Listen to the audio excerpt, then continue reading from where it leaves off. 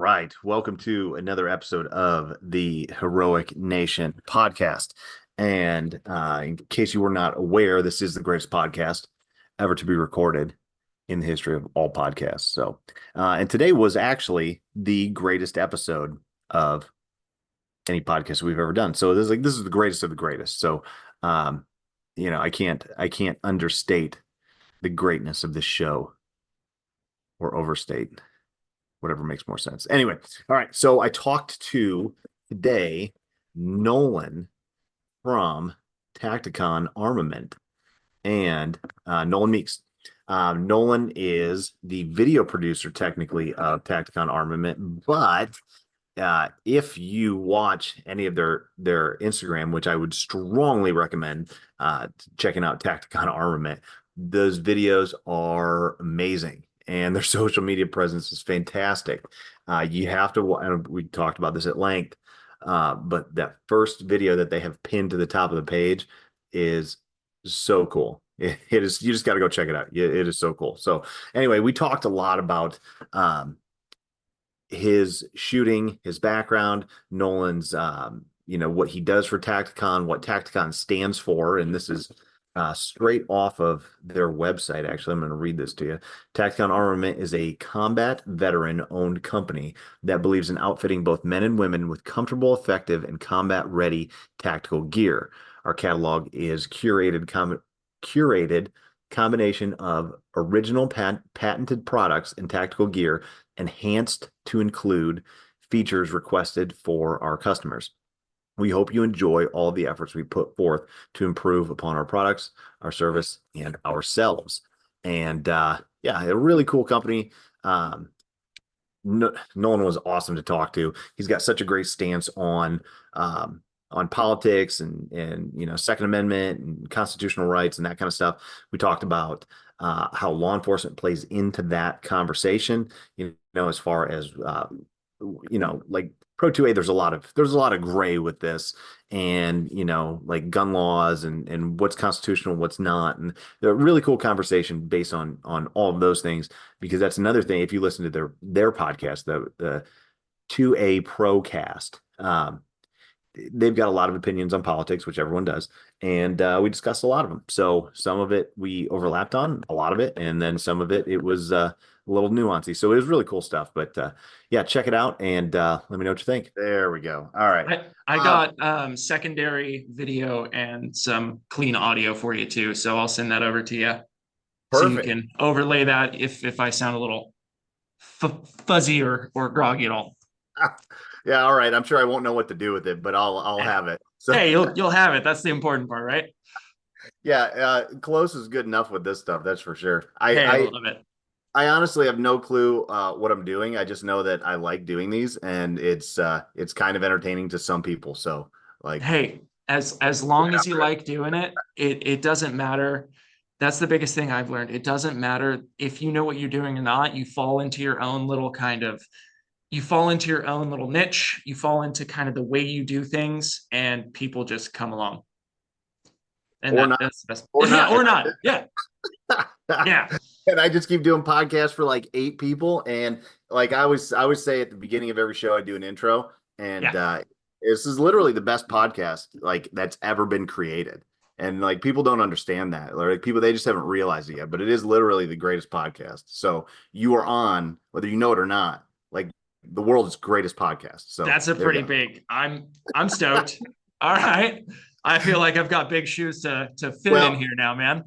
so I actually stole that from you ever watch Conan O'Brien like back in the day? Like Yes. Yeah, yeah, yeah. so he used to open every show Yep. with this is the greatest show we've ever done. I know I say It's a that great every night, show. but this is the greatest show. So Hey, it's a great way to set up the mindset, yeah, you know? positive framing, Yep. 100%.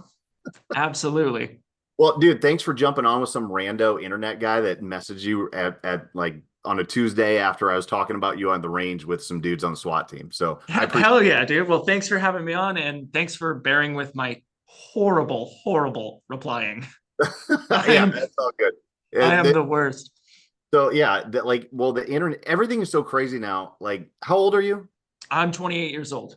So like I'm 42. So Okay. like back in the day, like communicating was a different thing, and now it's like my kids don't even text. They're like Right. texting to old people. I'm like, are you fucking out of your minds? Is it Like all just like Snapchat and all yeah, all yeah. just social media, and it's like, oh my God. So keeping up with it's a pain in the ass, and that's how I know I'm getting old. But yeah, it's no big deal. So anyway, dude, so I've watched your the stuff on Tacticon, Mhm. and like just to that first video that you guys have pinned of you doing the Oh yeah.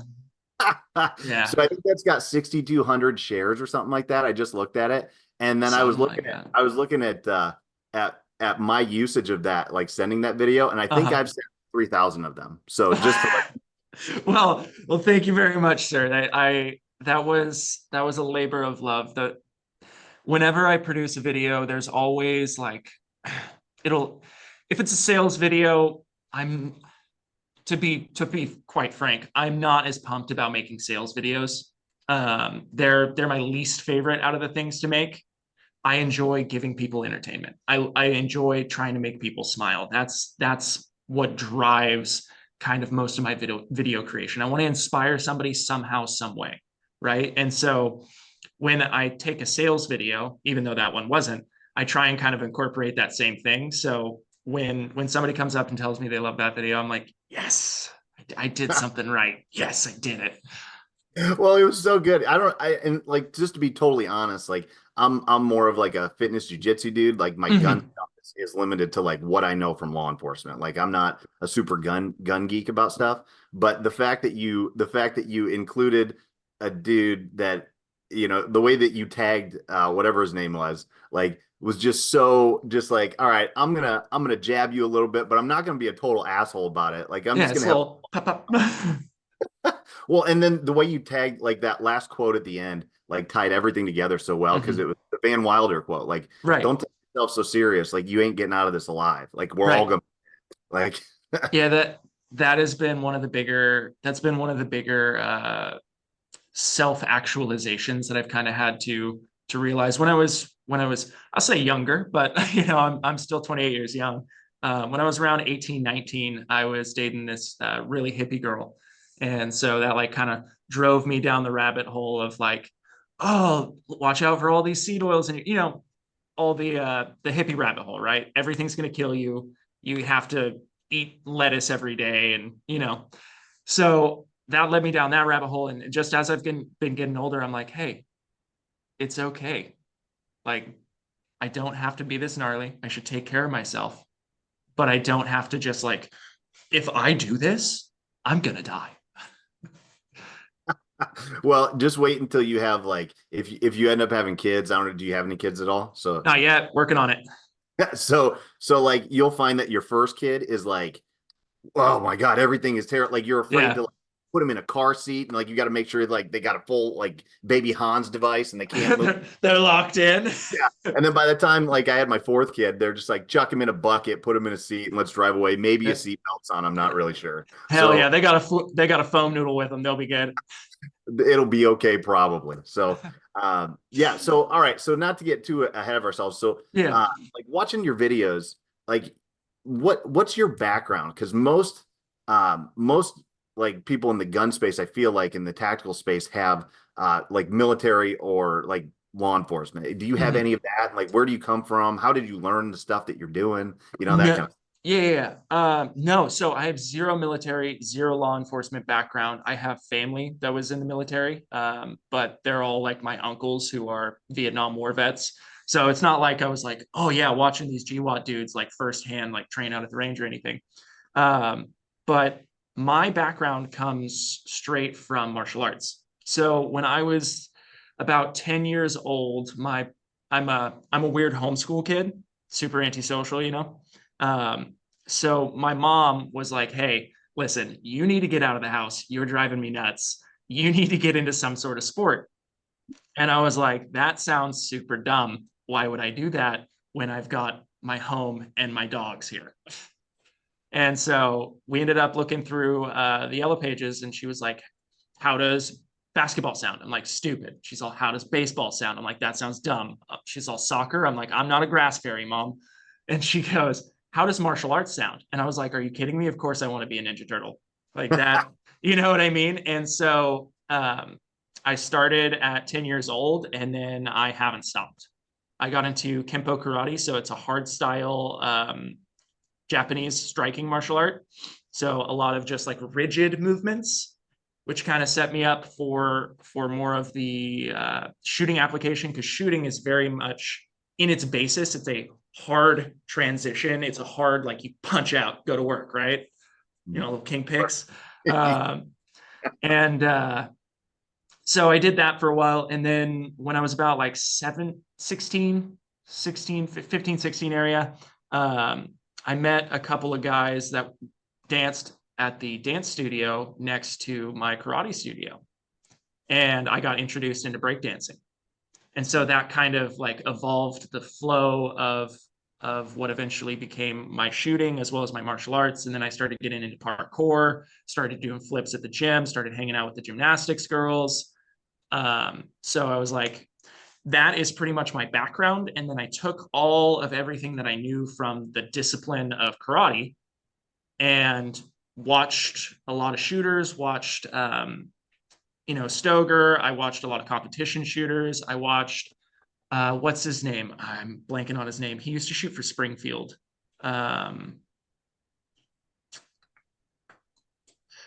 of my brain. But Jerry Michalek, I would watch these guys, and I've always been a very visual learner. So I just kind of put that into my repertoire. I'd watch them. I'd watch how they transition. I'd watch how they move, how they do their reloads. And I just kind of kept watching and watching and watching. And then just applied that from my martial arts and went, what is the economy of motion in this? Do I have extra movements? Do I have wasted movement? What can I trim? What seems logical and what doesn't? And that's basically where I come from and how I got to this point. That's really cool. So I really like the way that you took the hard style karate with the, like you said, the lines and the structure, and then make that connection. A lot of that same connection that I've done with lifting, right? So like with Olympic weightlifting, especially like going overhead, right. You're supporting a load like a triangle, right? Yep. It's got to be a triangle. And if you get too short or long on one side, you're not going to support the weight overhead. Yeah, it's going to tip. I started looking at the deeper I got into like firearms training. I'm like, oh, like dudes are coming back from all these courses and they're saying like, hey, you need to have this style of like foot out further and this kind of stuff. And I'm like, oh, it's the exact same as weightlifting. Like it is, it's the same structure. And then I made that kind of same connection. I didn't take a lot of karate, but I know enough about stances where I'm like, oh, like this position overhead is this position here, is this position, is this position. Like it's all positionally the same. And then if you get into even stuff like like pose running. Like, are you familiar with that at all? I'm not. That sounds familiar, but I don't think I know what it is. So the concept of pose running is really cool. And I can't remember, there's a lot of people that have used that term for it, but it's basically like as you run, you hit different poses. And as you speed up these poses, you just increase your cyclic rate. And then okay. So I'm looking at like structurally from all this other stuff, like, oh, you're just hitting all these poses and just using them differently based on what you feel like doing that day. You know what I mean? Yeah. No, that makes total sense. It really is. And like, I like to try to look at stuff as philosophically and as like structurally as I can.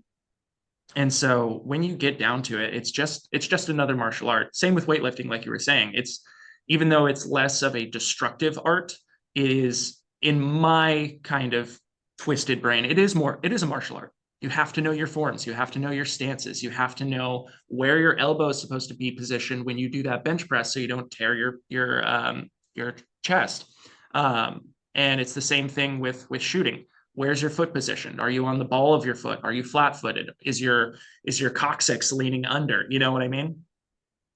Yeah, the best phrase, I can't remember who said this either. It might have been like Kelly Starrett or some physical therapist. But it's movement practice. You know what I mean? Like it's all movement practice. Now, what we do with that movement, whether it's going to be, firearms and fighting and whatever, or lifting, like, but we only have the capacity to make so many shapes, and even in parkour, watch the shapes that you make while transitioning from things. You're like, oh, well, that's very similar to, all this other stuff in wrestling and gymnastics and parkour, and like those poses, like those those are similar as well. So, you can break it down like philosophically, I think, as far as all right, external load versus gymnastics based body only, Right. because you have to create the tension in different ways, Mhm. but the principle of tension is still there. You know what I mean? Yes. Yes. Absolutely.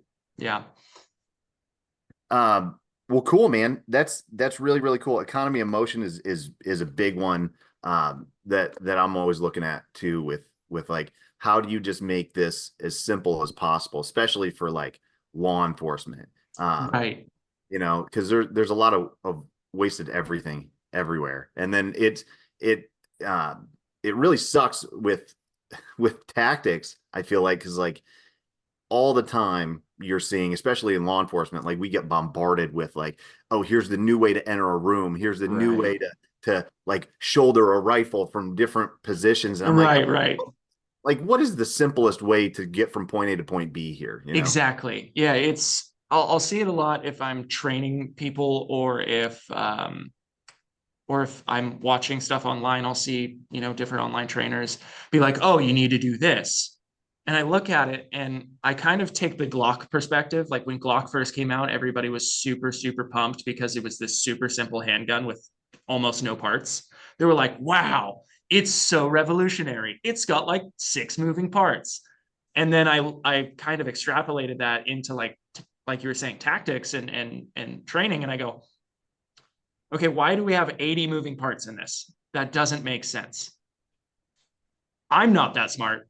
I'm not going to be able to figure this out. How do I streamline that? So yeah, it's very interesting. You watch a lot of trainers online and they're like, okay, first you need to get into this position and then you need to move into this position. It's like, can I just skip a couple of those and go from A to B? Yeah. Yeah. And then if you go to that pose concept again, it's like Mm-hmm. some of that stuff is like, all right, you're going from, let's say, like here to here, and like this is pose one, this is pose two. It's an up drill, right? Right. Like you don't need to go outside of that to create some more piece to add to it. Like Right. that's There's a lot. that's There's a outside. lot of Yeah. exactly right. There's a lot of creating something to create something, right? They're trying to make a new drill just to have a new drill, right? And it's like, okay, but what is this fundamentally changing? Sure, if you just want to do something different, absolutely go for it.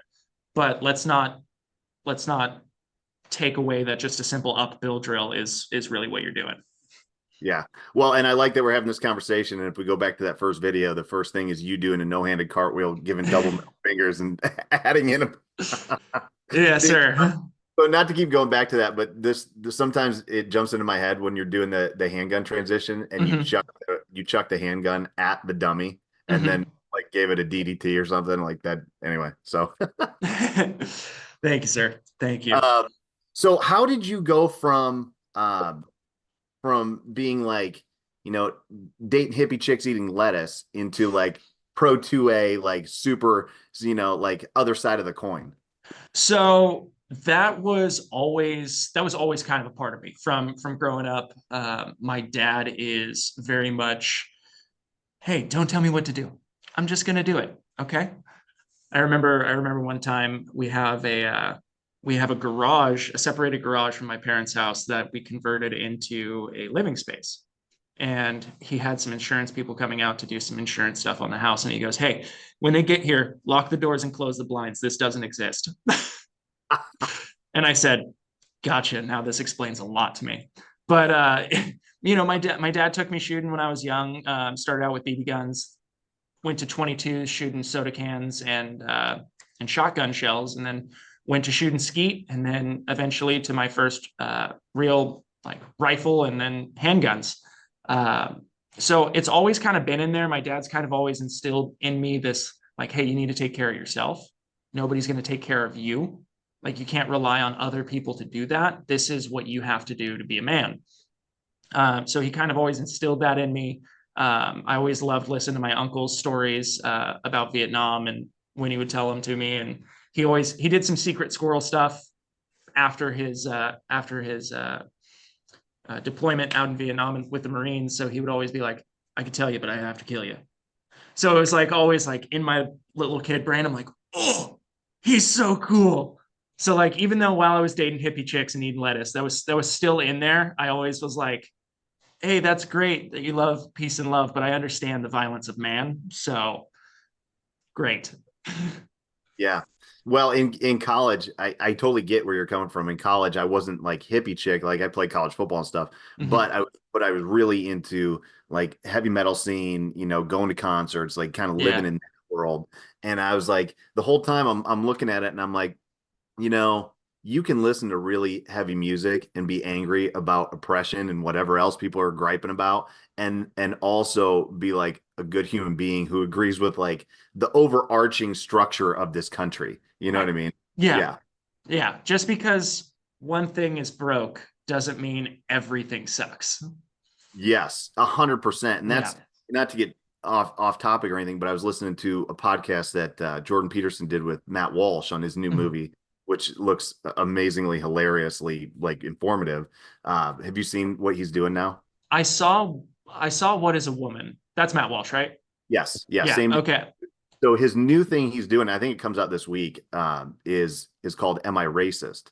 and Oh, that's gonna be and so it good. hits some big stuff. And but I'm listening to this podcast and I'm like, oh, I understand now. Like the argument for like the neo-Marxists and stuff is like everything's broken, burn it all down. We're throwing the baby out with the bathwater, and this Yeah. is the vessel that we're going to use to do it. Yeah.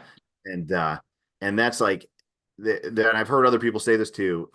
Like there's an overarching structure in society that we all kind of have to agree upon, Mhm. and like it's already written, so like we don't have like what I mean. Yeah. So like let's just keep using that. Let's fix and modify based on today's standards and stuff, but the structure has to be agreed upon. And Yeah. The founding fathers, they really wrote out a great document.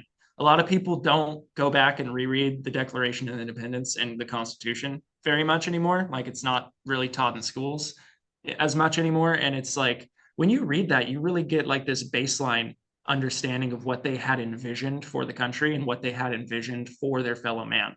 And like when you're talking about those like neo-Marxists or these extremists, I find it always comes from this point of like, I truly try and believe that everybody really wants the best. I believe that everybody just wants a better world. I believe that everybody wants to be happy and just be safe. And I think just a lot of people get very confused. And again, who am I to tell someone who's right and wrong, right? It's my worldview versus their worldview. I like to believe that mine's a little bit better because it doesn't require violence towards other people. But it's I think they just really want to make a better world. I don't I know this started from neo-Marxists, so let me just say I don't condone anything they're doing, but it all comes from that place, and it just gets twisted and contorted into this extremism. Like I have to do this to make the world better because they get that twisted in their brain, right? And I think they're on like this kind of crazy mission that way. yeah, there's a lot of it that I see is like it is 100% what you said, like the desire to be safe, right? I think that is an underlying thing that our psyche does, Mm-hmm. physically and emotionally and mentally. Like it is a desire to keep us like safe from damage, right? Whatever Right. that is. And then where things get sideways is like, all right, like there is no physical threat to me right now sitting in my basement studio, doing Right. testing next to my kids Legos and my dumb dog sleeping on a beanbag chair. Like Hell yeah. I'm not worried about anything right now physically. So if you go through too much time like that, like your body and your mind is designed to see threats and keep you safe. So you're Yep. going to start inventing them based on stories. Right. And then all of a sudden things go all kinds of crazy because you're fighting battles that don't need to be fought in ways that you shouldn't be doing, Mm-hmm. you're creating problems, you're borrowing stress like that, like, and they just people don't have the insight to assess and step back, and then they get very dogmatic, which is Right. It's very dangerous. I like how you said that. Like you kind of borrow and you create that because it's very true. The people like whether they're in hardworking jobs like construction jobs or they embrace the suck through training, like they go out do martial arts, jujitsu. You're aware. You said you did jujitsu, right? you're aware of the suck in jujitsu, or doing some sort of law enforcement or some sort of job that puts them in a stressful situation where they have to work hard, they have to put in the hours, and they have to embrace that shitty. They got to get the grit, right? And they get that out of their system in the day. They're the most chill people I've ever met. But somebody who lives in a skyrise apartment or even just like in a little townhouse, they go to their job, they come home, and that's their life. They're very concerned and they're very on edge. But Yeah. at least from the people that I have met through my life, that's just personal experiences. Yeah, 100%. So there's a I'm drawing a blank now as well, but there's a really good book that talks about this. God, his author's last name is Eldridge. Wild at Heart. That's what it is.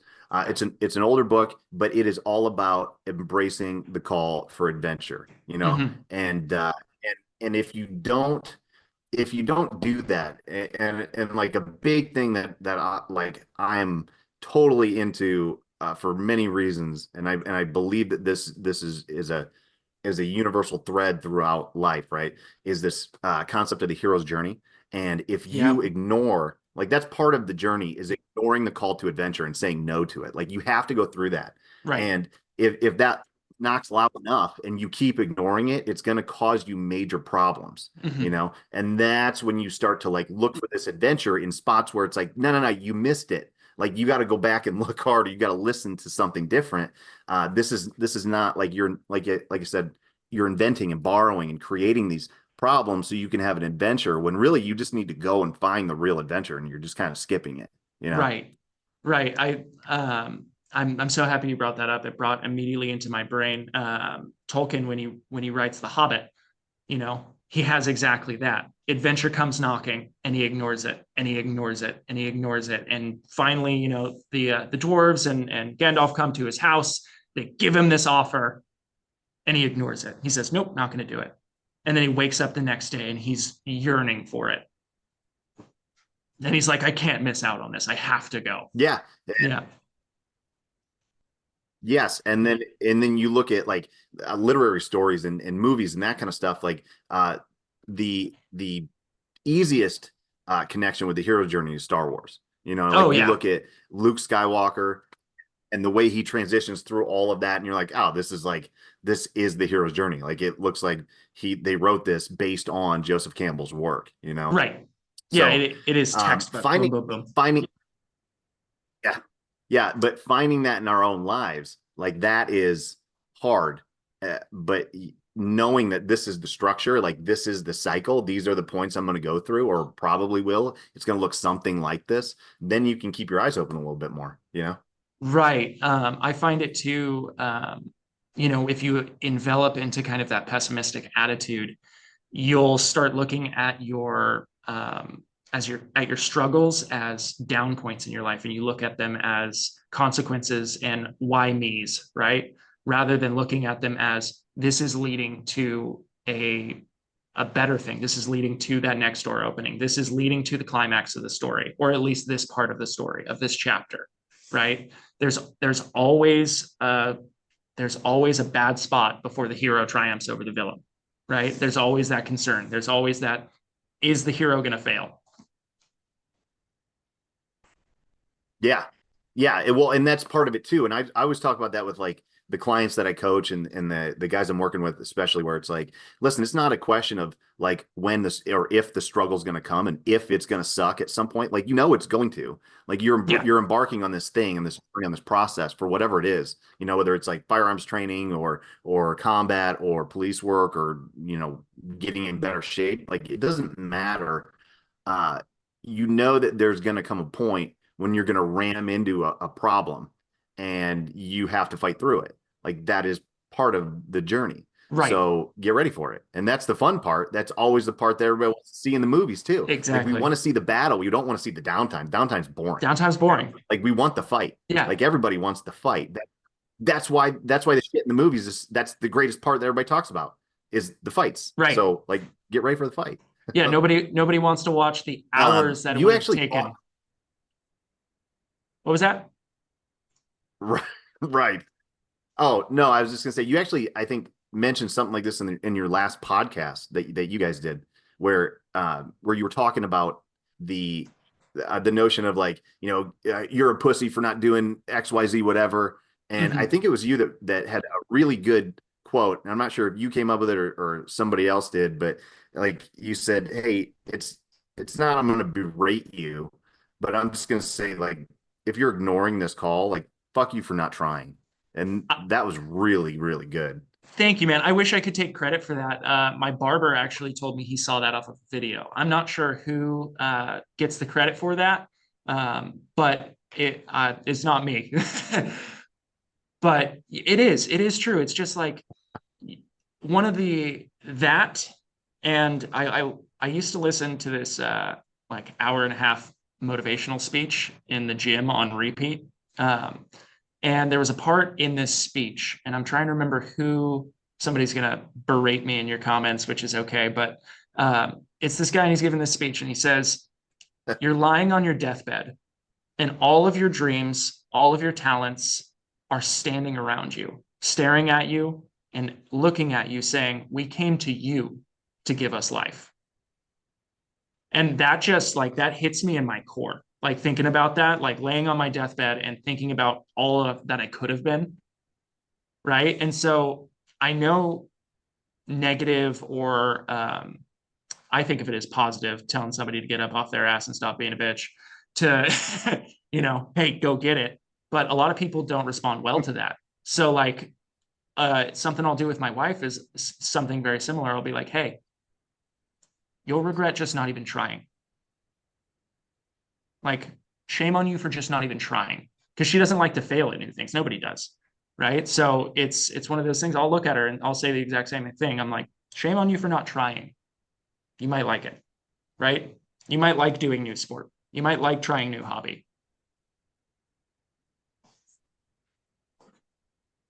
Yeah, that's something I tell my kids too. I'm like, listen, you can't just stay in here and hide. Like everything fun is worth the risk. Like you have to risk in order to receive that.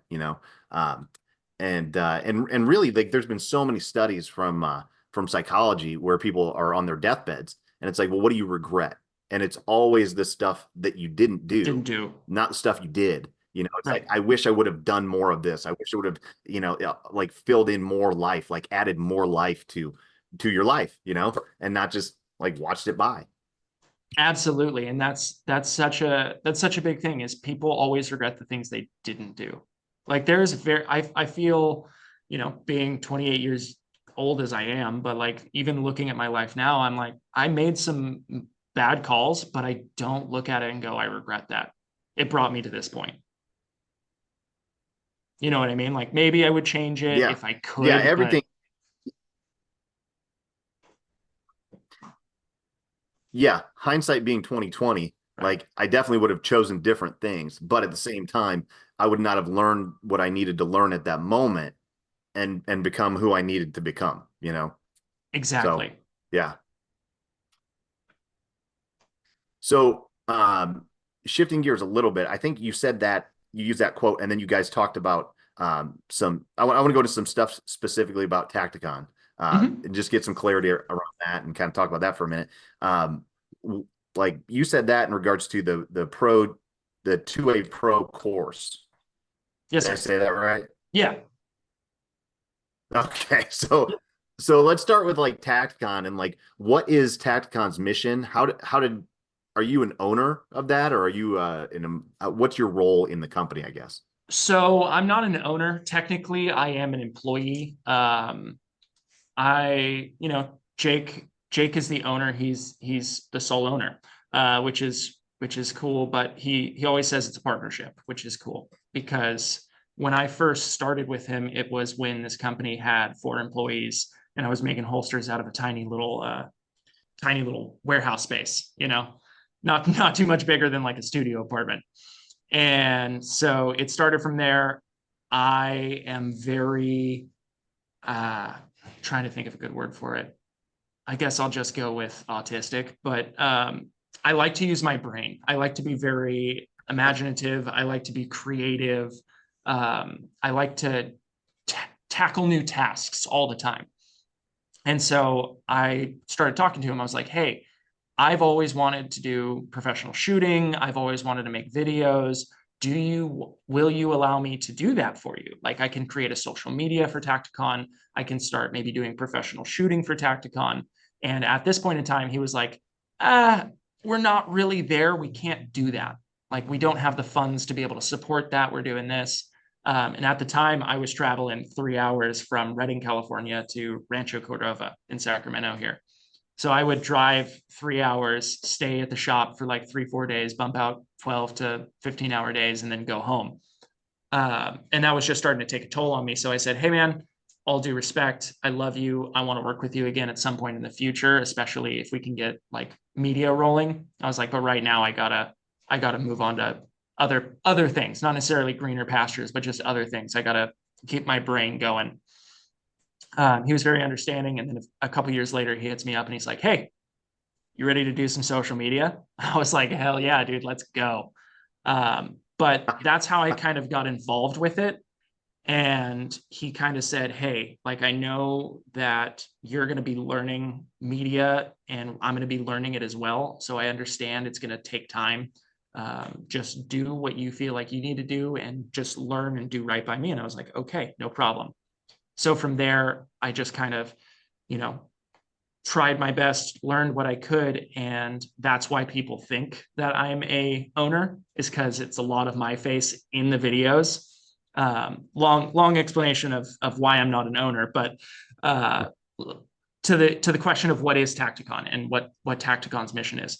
So our goal is, as crazy as it sounds, we're not here to necessarily be the best of the best with equipment.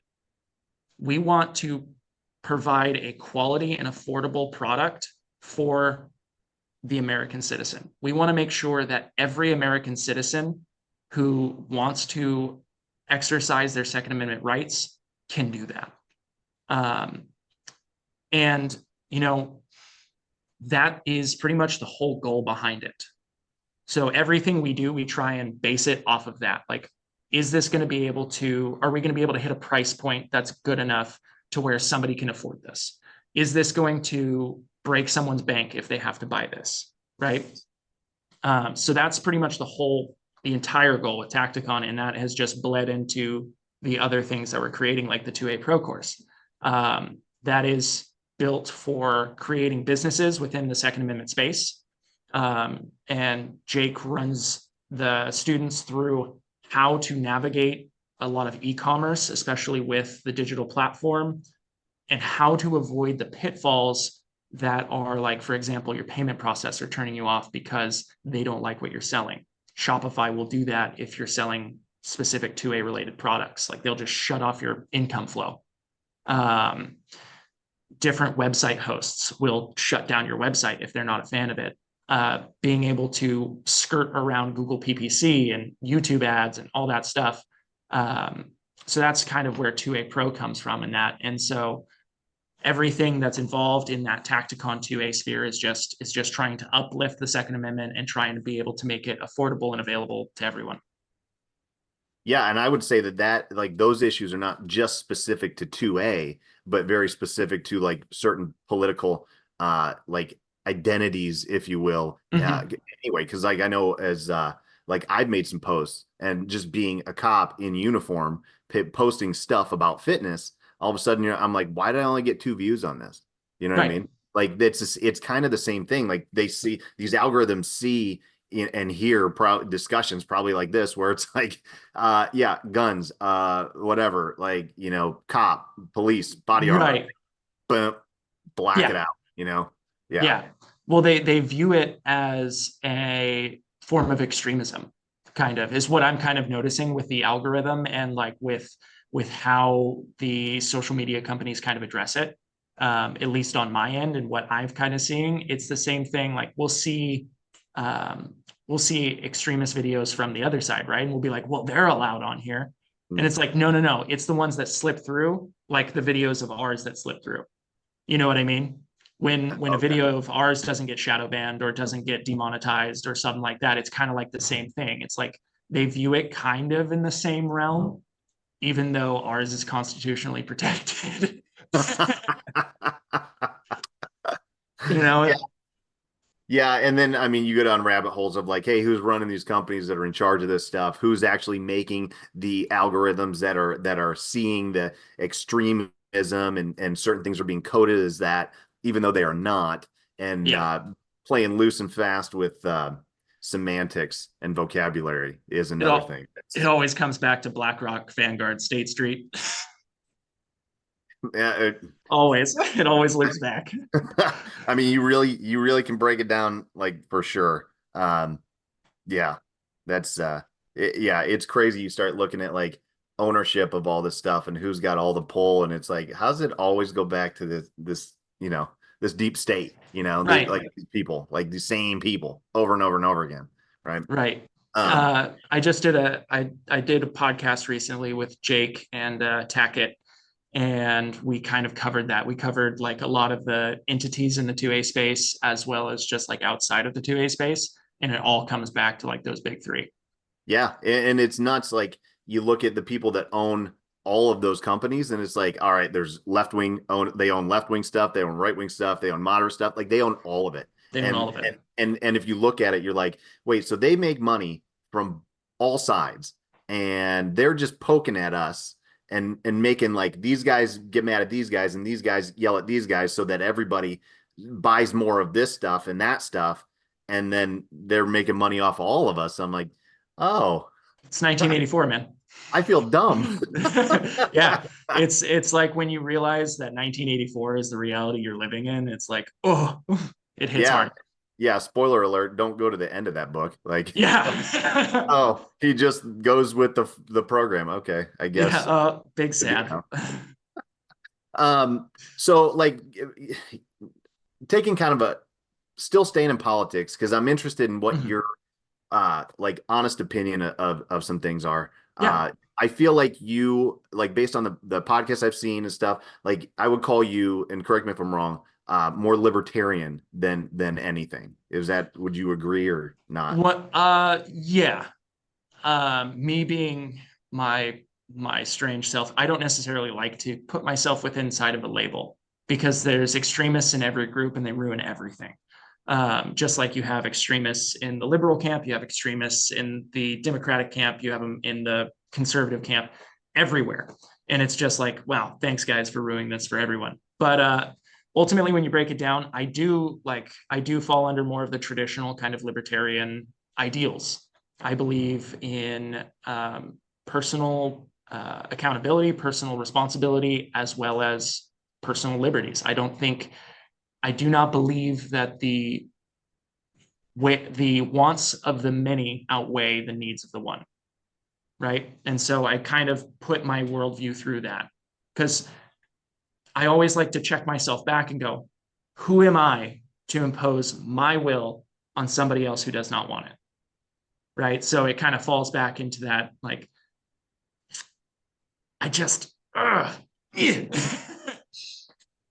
Yeah, and so for the most part, I agree with that statement. There's a lot of there's a lot of gray area within it. So much nuance, so much Right, nuance. right. But so as being a cop, right, and having some of those same views, I had a drastic kind of shift in the way I saw police work in like 2020. So before I kind of get into that, like, what is your view on law enforcement? What is your view on like gun laws specifically? Because there are some gun laws that most cops are pro 2A and they feel the same way that I do Right. about most things, right? Like I'm not an anomaly, Right. Yeah. but we do still enforce gun laws. Right. So what are your views on any gun laws, some gun laws, like, generally speaking? That's a great question. That is a good one. And I'm so happy. I'm happy that I'm talking to a law enforcement officer with this because this is fantastic. So let's start kind of with the first part there, how I view law enforcement. When I was younger, I was definitely much more brash and much more extremist. I was like, we don't need cops. Cops are stupid. And then I looked at society and I'm like, oh, no, dude, there is a need for cops. Like, there's a big need for cops. So to a degree, I am pro law enforcement. I believe that law enforcement is a good thing.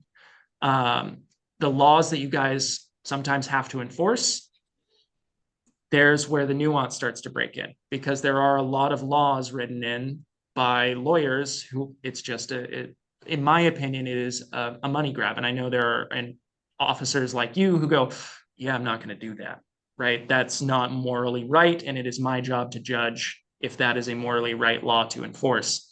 That isn't the case all the time. Now, once it goes into gun laws, it's hard, because I was thinking about this the other day, and it's unfortunate because the position that we're in, it almost forces a semi-extremism in the Second Amendment category.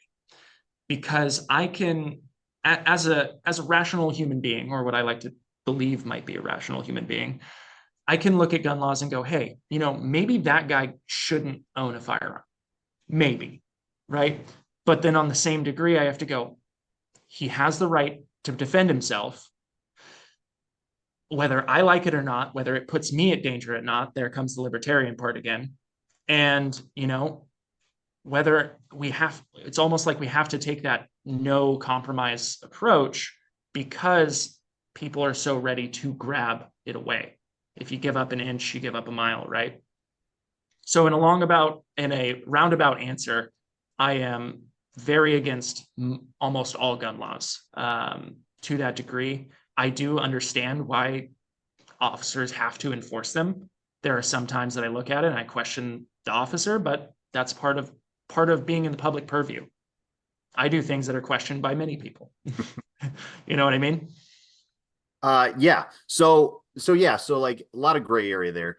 So much gray area. So like, just to, before I get into specifics, like my view in like, definitely prior to 2020, but definitely when I've been on working as a cop since like 2007. So like, and I think this is part of just being a young cop wanting to go out and literally just like fight bad guys. Like that's what you want to do. When it all boils down to it, like, why do you want to be a cop? Like, well, because I want to play cops and robbers as a grown up. Like that's what I want to do. Right. Right. So like you get out there and you go and you're like, I'm going to enforce every law that I can to take as many bad guys to jail as I can, right? And you view yourself very much like an enforcer of the law, right? I'm going to enforce consequences of the law, right? And by and large, that's mostly what we do, right? But in 2020, I really saw overstepping where it's like, all right, you guys are going to go and throw people out of places and arrest people for not wearing masks, and you're going to go and do this, and you're going to go and I'm like, these are not laws. Like no one is breaking laws. And then they got all these like governor mandates that started coming down. And I was like, the mandate is not a law. Like what statute are we arresting people on? And everyone's like, I don't know. And then I had, and then at the same time, I had a private business that I ran. I ran a CrossFit gym at the time, and we got shut down. And then I had buddies of mine that worked for Indiana State Excise call me and say, hey, we're getting reports that you're open when you're not supposed to be. And I was like, okay. And they were like, well, we're going to fine you. And I was like, under what statute? Right. And they were like, we don't know. I'm like, well, we're just giving you a warning. And I said, under what statute are you giving me a warning? And they're like, let me check with my lieutenant. And they checked with the lieutenant.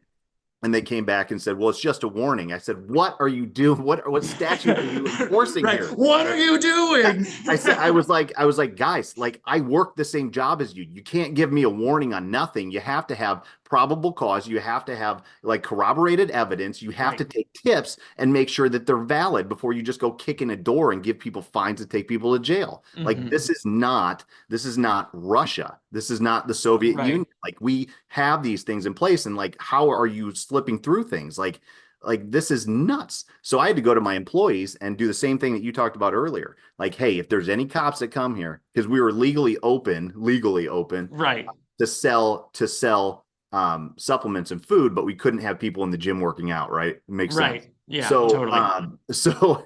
So I had to tell them, any cops come here, don't open the door.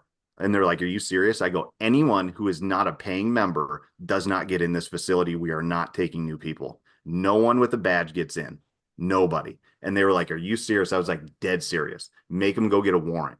They won't be able to do it because there's no statute that I'm violating. I know this, right? Right. So that was when I was like, man, this is getting crazy.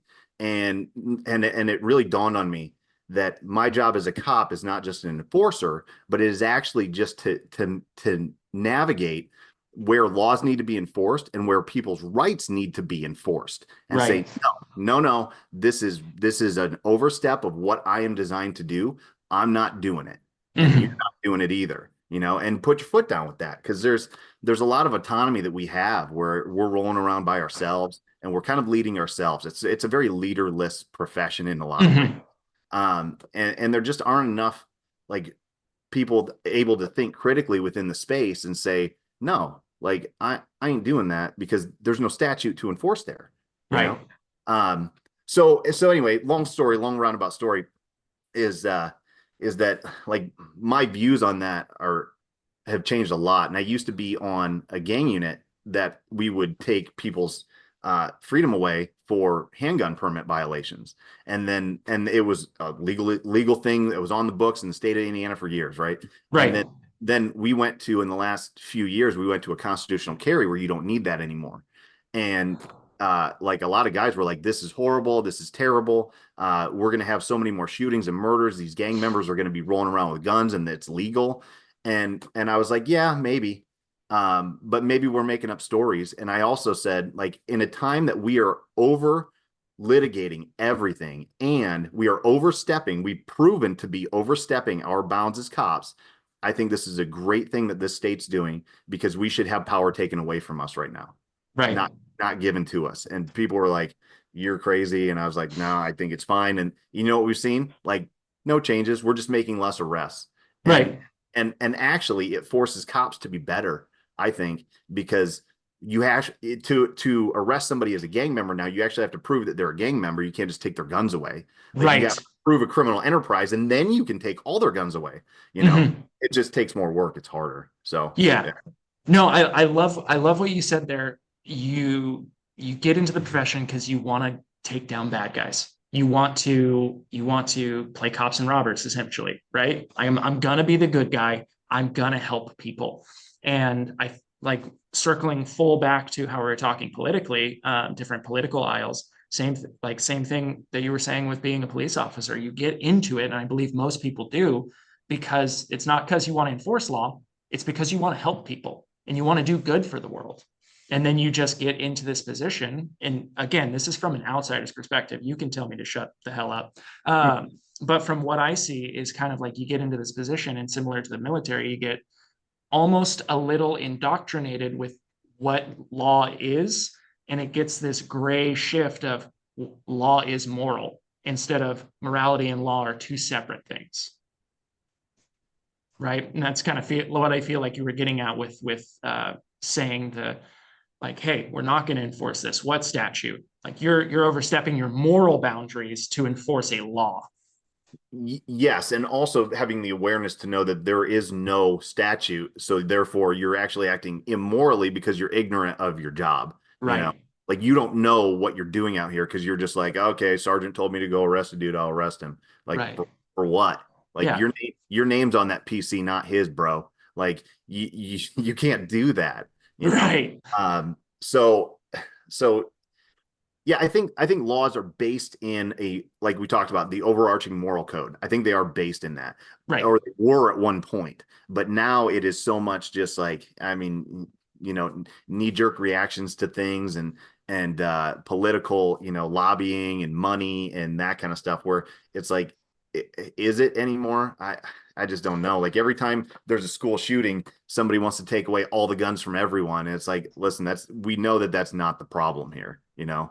Right. Like you were saying, that knee-jerk reaction, it's the fear, it's the wanting to be safe. It is the just because somebody else did it doesn't mean I'm gonna do it. You know what I mean? Jeffrey Dahmer killed and ate people. That doesn't mean I'm going to, and not everybody should have their teeth taken out. You know what I mean? It's like it's that extremist approach to try and feel safe. Yeah, and what the kicker is with it is that, what you talked about early on in the discussion here is that personal responsibility, and the fact that you're in charge of you. You Yeah. know, like you don't need all these laws to protect yourself. You just need to know how to protect yourself. Right.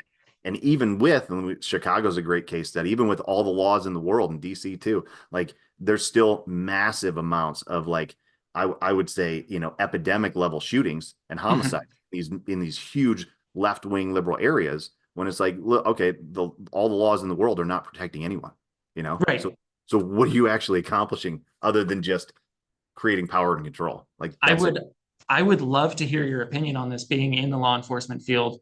I've always kind of held the belief that law never stops crime. It just punishes people who get caught. It's interesting.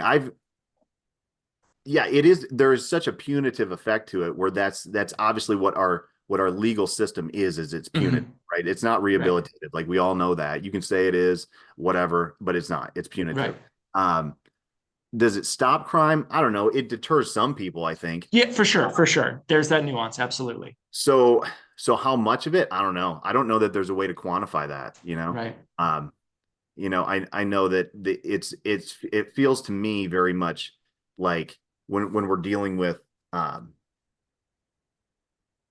crime and criminals and the criminal element and like repeat offenders and that kind of stuff, it feels very much like dealing with an 8-year-old that it continually just steals cookies. And you're like, Right. why are you continuing to do this? Get back in time out. Get Yeah. back in time out. Stop taking Get the back in time cookies. out.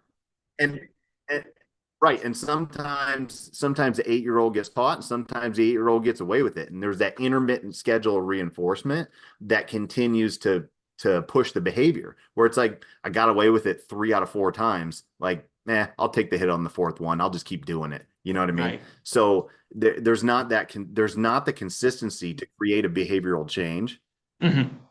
you know? And I,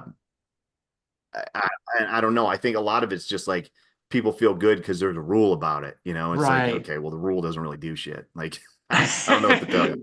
Right. So Right. yeah, And does that that's does that answer the question? yeah, yeah, yeah. I like that answer. It's what my wife always reminds me constantly, because I like to view the world very black and white. And she always goes, "There's more gray area than you want to admit." And I'm like, "Shut up. I know you're right. I just don't like your tone about it."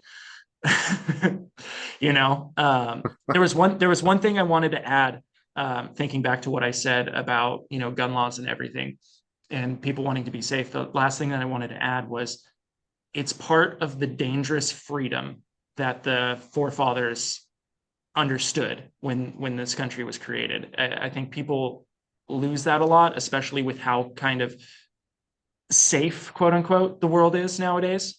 Um, with how less self-reliant kind of people have to be. They can go to the grocery store and have, instead of having to hunt their food.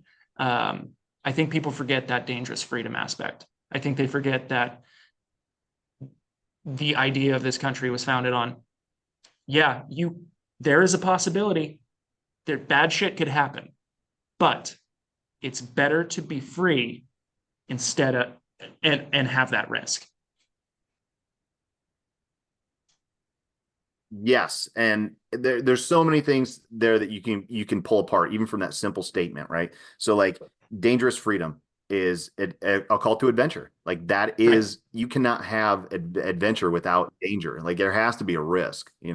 Um, Exactly. and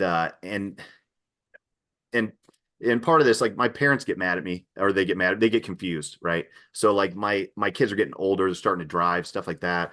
And like, we got these little contraptions that are basically surveillance tools, right? We Mm-hmm. surveil ourselves with them. Right. And um like, oh, you need to turn on your kids tracking, so their live track or whatever the fuck it is, right? And I'm like, Mm-hmm. I'm not doing it until I have a valid reason to do it. And I said, I know I could track his behavior and his movement and know exactly where he is minute to minute. Um, I don't think that teaches him anything other than it's okay to be tracked by authority figures. And I'm not going to do that to him unless he gives me a very valid reason to do it. You know what I mean? Mm-hmm. And it's That's like a that that's a same kind of really good idea point. of,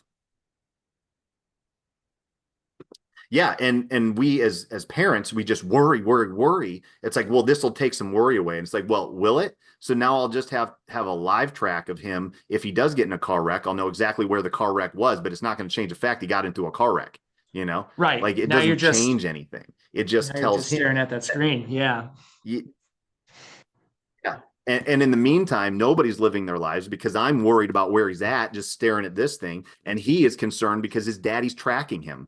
Like, get the fuck out of here. That's ridiculous. I'm not doing that, you know? Now, if he does something like super illegal or some catastrophic happens and I need to put him on like a house arrest where I'm monitoring this, then we'll have that conversation. But I'm not going to overuse that.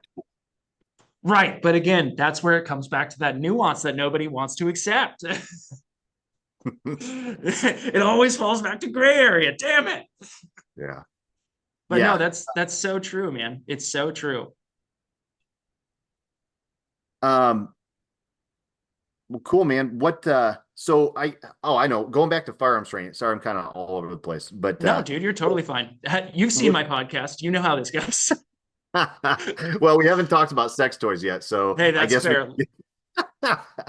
But all right. So as far as like firearms training, well, as far as like firearms training, what would you say is like the lowest hanging fruit that as law enforcement like we should be focusing on? Ooh, okay. Ooh, put me in the spotlight here. Um,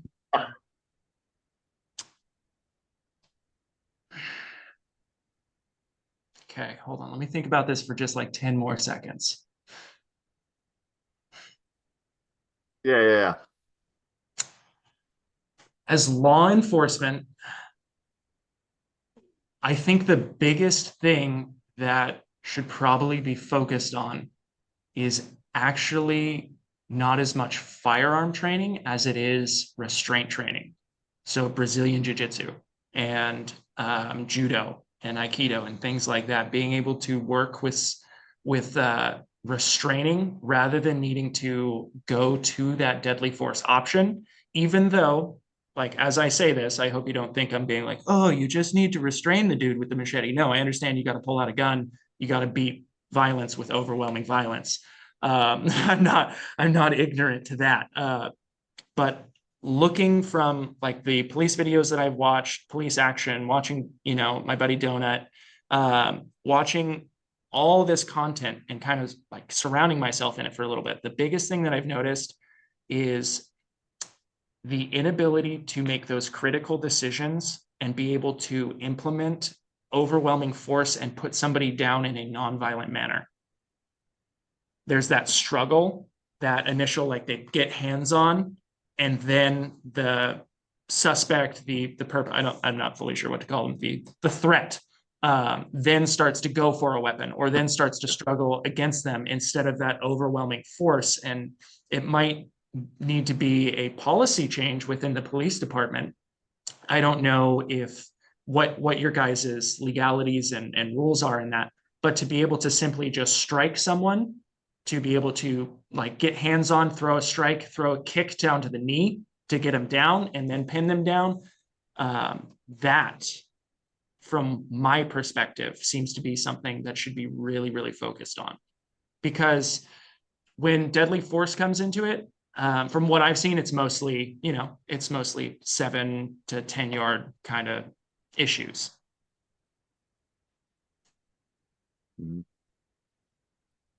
So I'm gonna tell me if I'm hearing this right, and I'll try to put it into like slightly different terms. Okay. Yeah. So with what you said there, I would say professionalism needs to improve, right? Yes. So just being a consummate professional with the tactics that you have and knowing exactly how to use them and when to use them. Yes, that is, thank you. That was very well summed up. So, yeah, and I agree with that 100%. And what you said about like, using, you said non-violent, but it's still going to be violence. It's just going to be a different type of violence, non-lethal, right? yeah, So, non-lethal. so Yeah, yeah, or less lethal, I would Less say, because you lethal. can kill Yeah, people grappling too, right? that's a good point. Uh, but being able being able to transition from action to action appropriately and Yes. professionally. Like I'm Yes. going to grapple with you until it's no longer appropriate to grapple, and now I'm going to exercise lethal force because I'm out of options. Right. Right. I Yeah. I So I go for it. oh, I was just gonna say that like I totally agree with that because like the way we train is very single dimensional, right? It's Hmm. very firearms day, grappling day, a talking day, like verbal judo day, whatever. Hmm. But we don't blend them together and put them in a dynamic environment very often because it's hard to do. Like logistically, it's hard to set that training up, but Right. it is what we do the most often is dynamic, transitional. I'm talking to you, I'm fighting you, I'm shooting you, or I'm backing back down and I'm fighting with you, and then I disengage, and then something else happens. Right? You know what I mean? It's very Right. dynamic, but we need to string these things together and put them together with maps, and we don't do that. Absolutely. And that is the biggest thing, especially from my martial arts background. It's one thing to learn how to punch, kick, chop, and shuffle away or whatever it might be, block, punch, kick. But it's another thing when you have two dudes come at you at the same time, or somebody, when you're practicing a technique, which is just a preset, set of moves. When they throw their punch, you're supposed to do your block, your punch, your kick. Okay, cool. Well, what if they punch and then they throw a second punch? Just that second punch, it immediately will stop somebody who's never done it. It immediately throws off their loop of, I don't know what to do now. It's not going according to plan. So yeah, I absolutely agree. I think mixing those together would be fantastic. I think that would be a well needed adjustment. Yeah. Yeah. And then the pushback is always, well, we need to train to the least common denominator. And this is where I get into a a whole thing of like, all right, well, if this is what we're designed to do from a departmental standpoint, like we need to fill in the hole. There's a hole in this market. Like we need to fill it in with better training. Again, like you said, Tacticon's mission to provide like your products to the bulk of people for a good price. It's like, well, we need to do the same thing with training, Right. so like it's affordable for cops. They'll actually do it. But they have like you have to go out and make an investment in training outside of the government, which is the lowest common denominator. Like it just doesn't work unless you want to be the next YouTube fail cop on Oh, on viral videos. oh my God. I can only imagine that stress on a call. Oh my God. I can only imagine walking up and just being like, is today the day? Is today the day that this goes viral? Please don't. Please don't. But I think, kind of But as we're talking about this, I think a big yeah, thing about it too is people's perception of law enforcement and people's perception of the whole entity of the police force as is. I know that for myself, if I ever get stopped by CHP or if I have a run in with the police, my first immediate thought is, please don't be an asshole. Right? Because like if the officer walks up to me and he goes, "Hey, how you doing? Everything good? Just checking in. Like maybe you were speeding a little bit, whatever it might be. What are you doing over here?" Um, I'm like, okay, officer's chill. He's just checking what's going on, or he's just he's coming in to tell me, "Hey, you were going 75 and a fucking 65. What are you doing?" And I'm like, "I'm late to work. I'm sorry. I'm being an asshole." Um, but when they come up and they go, and you can feel that aggression, you can feel that tone. I feel like that's what I'm kind of trying to get at here is the public needs to be almost a little bit more reassured that the police force is more there for them and with them rather than against them. yeah, that honestly, man, that's a hard one because Yeah. like that comes down to like, all right, who are you stopping? You know, like there's context to all of it, right? Again, that And gray when I area, like this absolutely. is yeah, and this is where like professionalism I think comes in because when I stopped anybody, right? Like I am immediately prepping myself for a The gunfight. Like right, the worst. I am going to that level. I am like I am systemically like my nervous system is prepping for a gunfight. Like that's what I'm getting ready for so that in case it happens, I'm not going to be a YouTube fail and I'm going to take care of business, right? But like I also have to be from a nervous system standpoint, I got to stay there. I have to, Mhm. right? Otherwise, I'm not doing my job. I'm not professional. Right, But if I also come at you verbally and I play that hand right away, like I'm ready for a gunfight and I'm an asshole and I'm super like keyed up and I'm like, hey, motherfucker, give me your license, you know, or whatever, right? right, Or I just take you down at gunpoint for no reason and I call you out to me. If I'm playing my card too soon, tactically, that's bad. And professionally, it's bad, you right. know? So I have to be ready for the gunfight, but present a professional demeanor where I'm semi friendly until it's time not to be, you know? Absolutely. And I hope you've picked up that I'm an idealist at heart. Um, I like to believe that, you know, we can get there, but I do very much, I understand the super nuance behind that. I can only imagine having to walk up to somebody and be like, okay, this could go bad. Like I very much understand, like, especially in some shootings that are unjustified with officers. I'm like, I get it. He wants to go home. Like, did he do the right thing? Absolutely not. But he wants to go home, and I get that. Yeah, and some of those, I mean, as much as like, you know, justified, unjustified, like you have to really look at how it shakes out in court and that kind of stuff. Right. Because like sometimes bad, quote unquote, bad shootings are still justified. You know what I mean? Right. And that's where raising the bar as far as training and expectations and stuff like that, like then you can start to change that a little bit. But you know, it's all got to be based on stuff that we already have, like you said, like we talked about Constitution, but you also have to look at case law that's been established for years and years and years and say, all right, Graham v. Connor, Tennessee versus Garner, like these things are in place. Like, did they do the right things based on these case law statistics? And aside from your opinions, like, what did they do in regards to this in the context of these cases? You know, and if the answer is like they followed it, or it might be ugly, but it might not have been what I would do, but it still is like legally okay, you know?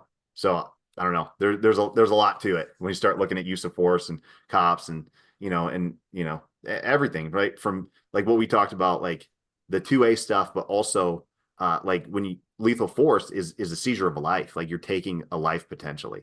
So, you know, how does that all play into constitutionality and stuff? And it's yeah, Right. there's no easy answers.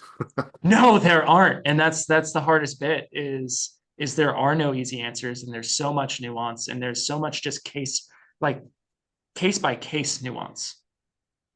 You know what I mean? Just simply like day by day, one interaction with one individual versus a different individual. There's so much nuance and there's so many different factors at play. And it's hard to really just be able to be like, yep, no, we have this one case study here that this is how you're supposed to run it. And it's like, what? Yeah. Yeah, and really, I think when it boils down right to it, I've got a buddy that's a state rep, and he always calls me with like questions on use of force and stuff, and I'm like, listen, I finally level with him. I'm like, listen, you get stopped by the cops, what happens? Your heart rate goes up, you white knuckle on the steering wheel. It doesn't matter if you're Yep. doing nothing wrong, you're scared, right? Yep. Everybody's scared when you get stopped by the cops, right? And so you go into a sympathetic state where it's very hard to speak, to decide to do anything rationally. It's hard to do that. And then you have on the other end a cop getting out of the car who's getting ready for a gunfight, and it's very hard to speak, communicate, make decisions. And Yeah. so you just took two people and put them in the highest sympathetic state possible and put them in conflict with each other inside of a power dynamic that is hard to deal with in general and want them to make good decisions on both ends. That's ridiculous. That's a big ask, you know? That is a massive ask.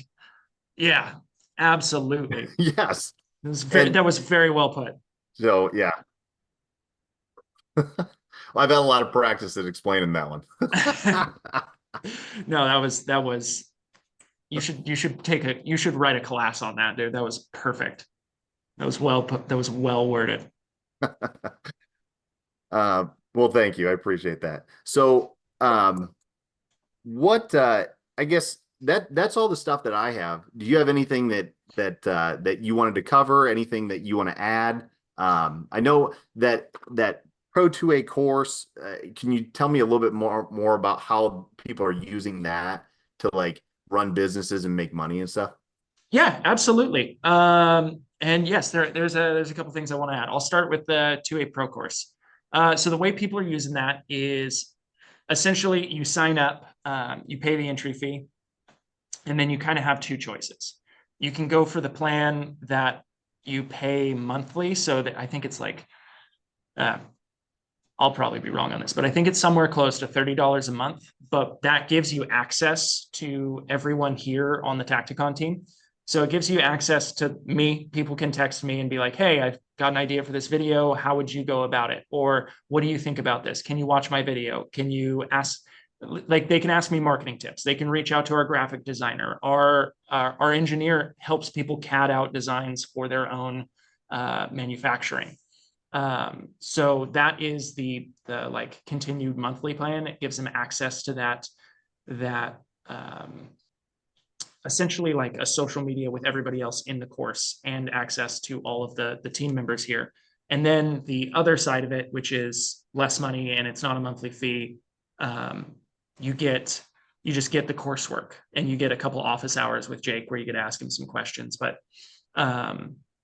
that the way people have been using that is quite simply they join in, they start learning from the pre-recorded modules. They have a couple live sessions with Jake where they're asking him questions, they're talking to him on the phone, emailing him back and forth, texting him, and then he will help point them in the right direction of, hey, I think this is a good idea for your product line.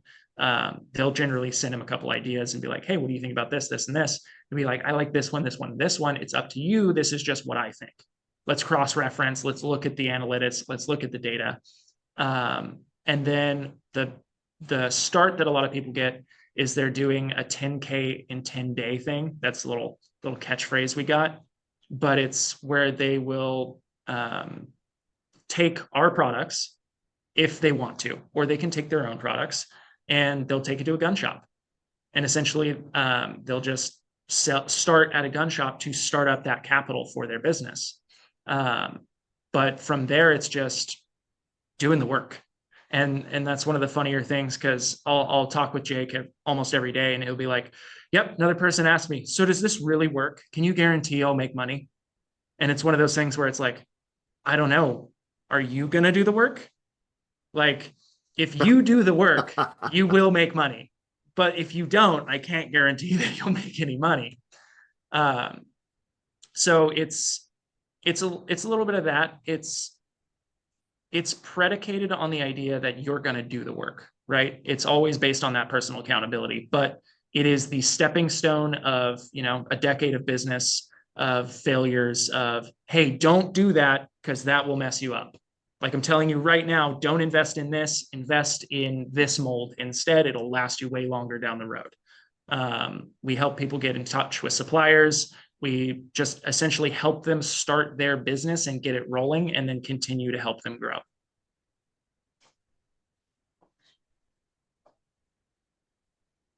Cool. Yeah, man. I like it. And then, that makes a lot of sense. Yeah. Yeah. And then the only thing that what else do you want to add? Yeah. I think I was just perfect. I think our latency is a little bit off. So you're like coming in a few seconds off there. But the thing that I wanted to add was being a warrior poet. John Lovell talks about this a lot. And I think it's something super crucial to everybody inside of everywhere.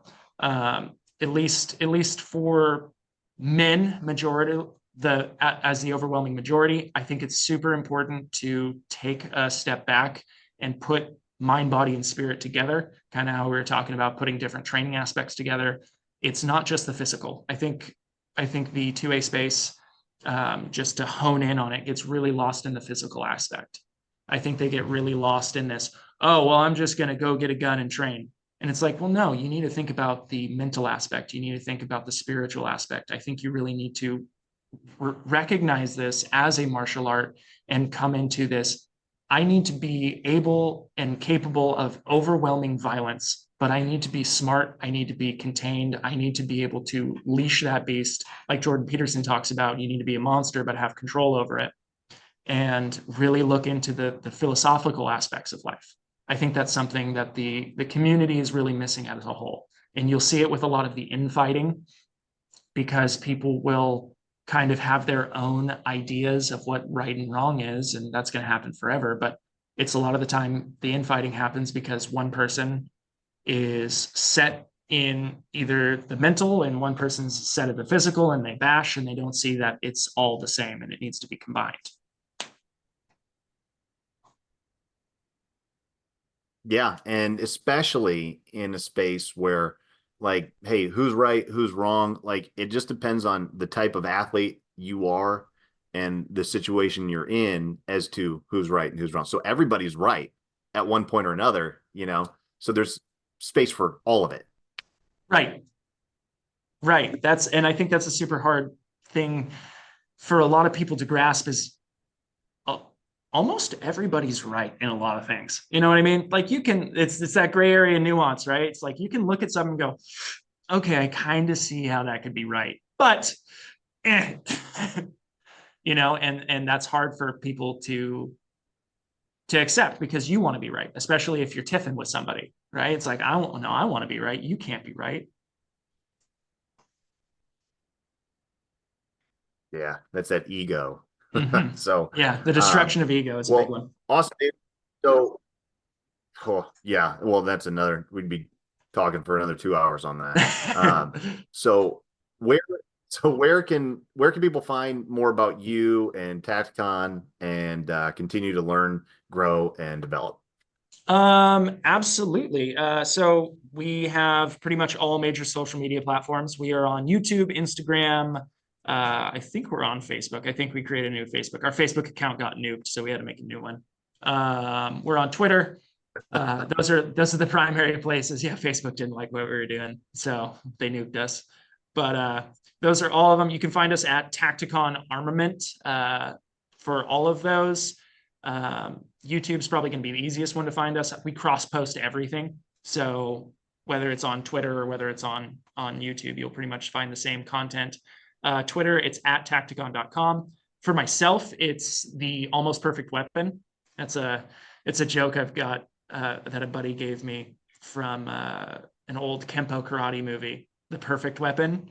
And he's like, you kind of remind me of that guy, but you're not the perfect weapon. He's like, you're the almost perfect weapon. And so it just kind of stuck, and it's a stupid name.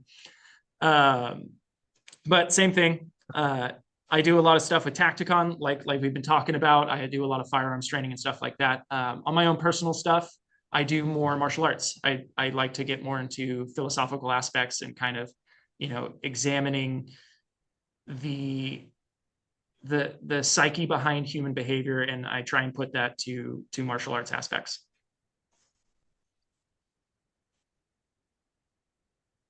Well, cool, man. Well, that's all I got, and I appreciate your time for today. I really do, and like, I got a lot of this out of this conversation, and maybe we can do it again sometime. Absolutely, brother. This was a blast. Thank you for having me on. Like, this was super cool. So thank you, man. I appreciate it, and we'll keep in touch. Absolutely. This was a great conversation. Definitely, man. Thanks. Of course. Bye.